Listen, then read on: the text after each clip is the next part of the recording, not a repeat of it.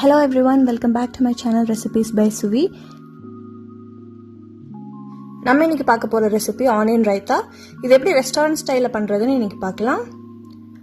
ஒரு பவுல்ல 1/2 கப் தயிர் ஆட் பண்ணிக்கோங்க. ஒரு ஃபோர்க் இல்லனா ஒரு விஸ்க் வச்சு தயிரை நல்லா பீட் பண்ணிக்கோங்க. இப்படி பண்றப்போ தயிர் நல்லா க்ரீமியாவும் திக்காவும் கிடைக்கும்.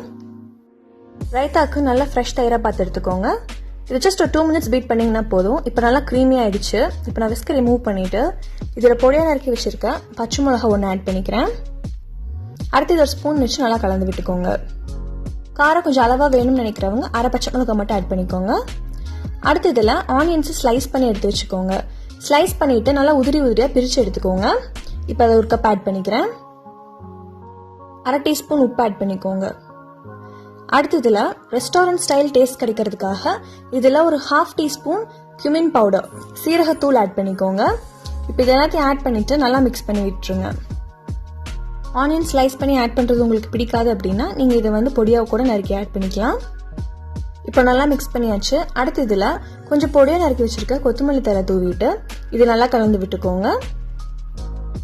இப்போ உங்களுக்கு சால்ட் வேணும்னா இன்னும் கொஞ்சம் கூட ஆட் பண்ணிக்கோங்க டேஸ்ட் பண்ணி பார்த்துட்டு. சூப்பர் டேஸ்டி ஆனியன் ரைத்தா இப்போ ரெடி ஆயிடுச்சு. அடுத்து இது ஒரு பவுலுக்கு ட்ரான்ஸ்ஃபர் பண்ணிடுறேன். எப்பயுமே ஆனியன் ரைத்தாவை நீங்கள் செஞ்சு உடனே சாப்பிட்றதுக்கும் ஒரு 1 or 2 hours நீங்கள் ப்ரியாராக ப்ரிப்பேர் பண்ணி வச்சுட்டீங்க அப்படின்னா ஆனியனோட நல்ல ஃப்ளேவர் தயிரில் நல்லா மிக்ஸ் ஆகி ரொம்ப டேஸ்டியாக இருக்கும். ஸோ ப்ரியாராக நீங்கள் ரெடி பண்ணி வச்சுட்டு அதுக்கப்புறம் நீங்கள் பிரியாணி செய்ய ஸ்டார்ட் பண்ணிக்கலாம். இந்த ரெசிபி நீங்கள் பிரியாணி சப்பாத்தி கூட வச்சு ட்ரை பண்ணி பாருங்கள். எப்படி இருந்துச்சுன்னு கமெண்ட்ஸில் சொல்லுங்கள்.